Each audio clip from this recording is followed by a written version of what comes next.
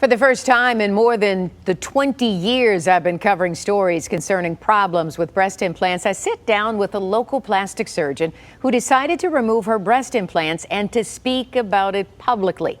This after hearing story after story about how sick they were making her patients.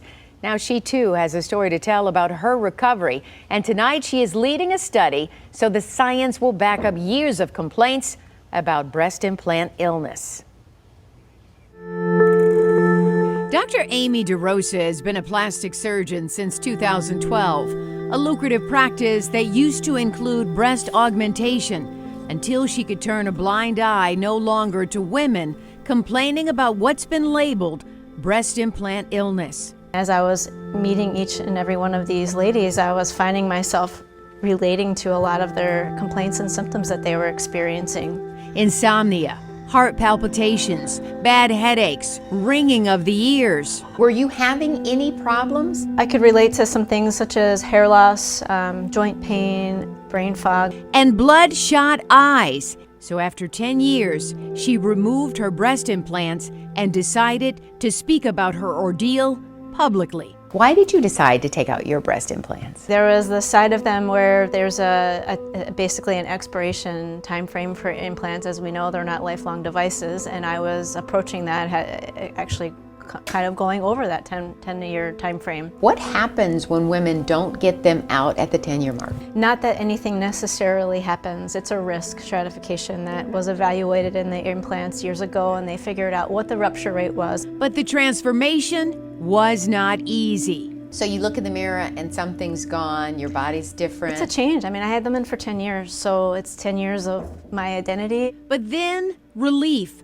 Symptoms of breast implant illness began clearing up almost immediately. No more red eyes. My patients will take pictures and come in, and these women will show me this phenomenon, but to actually experience it was one of the immediate changes that I felt. Last week, Dr. DeRosa's Facebook post about her journey to remove her breast implants got more than 89,000 reactions. For her patients, it's been a struggle trying to get help from other plastic surgeons.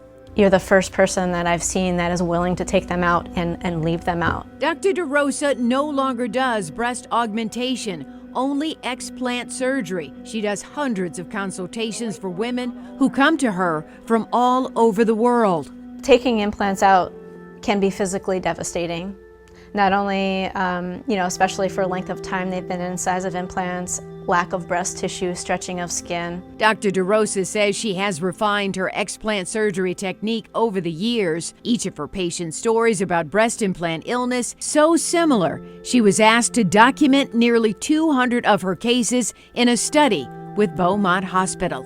Some of the residents at the hospital that are my assistants there, they said, we should put this to some science. You've got something going on here. Meantime, while there is a black box warning on breast implants, I think the more important thing is for us in the medical community, those that are supposed to be protecting these patients, that we develop an informed consent. This so patients will read about the risks before agreeing to undergo breast augmentation. For Dr. DeRosa, what's key is showing the science behind alleged breast implant illness, which could lead to more protection for women who unknowingly put perceived beauty ahead of their own health.